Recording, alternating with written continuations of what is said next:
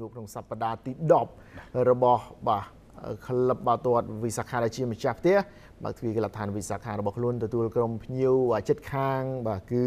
ក្លឹបបាល់ទាត់ភ្នំពេញក្រោនម្ចាស់ផ្ទះឯកសន្តានពណ៌ខៀវមួយឈុតចំណែកឯក្រុមភ្ញៀវភ្នំពេញក្រោនឯកសន្តានពណ៌ក្រហមមួយឈុតដូចគ្នាទាំងពីរគឺសុទ្ធតែជាផលិតផលក្នុងស្រុកលោកកញ្ញាកណ្ដាលខុនវិរៈផ្លុំកញ្ចែចាប់ផ្ដើមការប្រកួតហើយយើងមើលឃើញឱកាសដំបូងនោះគឺនៅនាទីទី13ការបញ្ជូនរបស់ Park Chung Bin ចេញពីស្លាប់ខាងស្ដាំក្រៅប្រអប់ទៅរកកីឡាករ Benson Oching ការតែតរបស់គេស្រួចណាស់ដែរប៉ុន្តែអ្នកចាំទីជាមសំណាងអាចជួយសង្គ្រោះបានបន្តមកទៀតការទាត់បាទទម្លាក់ត្រង់នេះទៅរកបង្គោលទី2តែក៏បុកបង្គោលខ្ទាតចេញមកក្រៅវិញ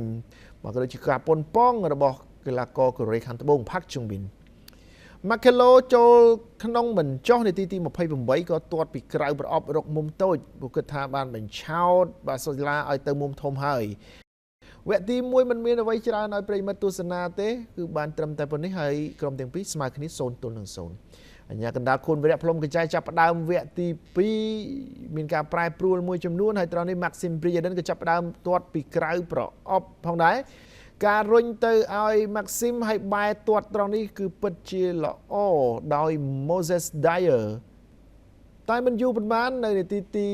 73មានការប្រជែងចូលឡើងបាទក៏សល់បាល់ត្រង់នេះមួយជើងបានយ៉ាងល្អពីបាទកីឡាករបាទអុកសវណ្ណបើទោះជា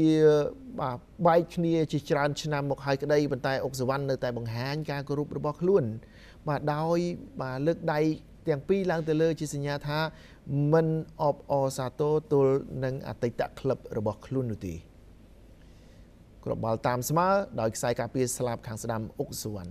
មិនមានអ្វីនឹងបង្ហាញជូនទៀតព្រោះថាបាទឱកាសរបស់ពួកគេមិនស្រួចស្រាវនោះទេបញ្ចប់ការប្រកួតក្រុមទាំងពីរចែកគ្នាម្នាក់មួយពិន្ទុតាមរយៈបាទគ្រាប់បាល់បញ្ចូលទីស្មើគ្នា1-1